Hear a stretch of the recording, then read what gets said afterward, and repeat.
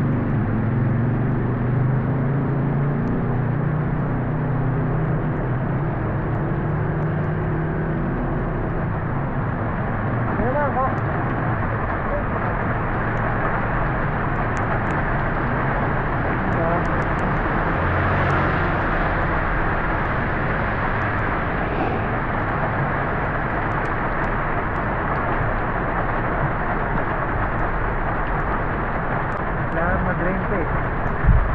Try natin. Wala na. Yun na. Ay hindi, nakaligtad. Jesus.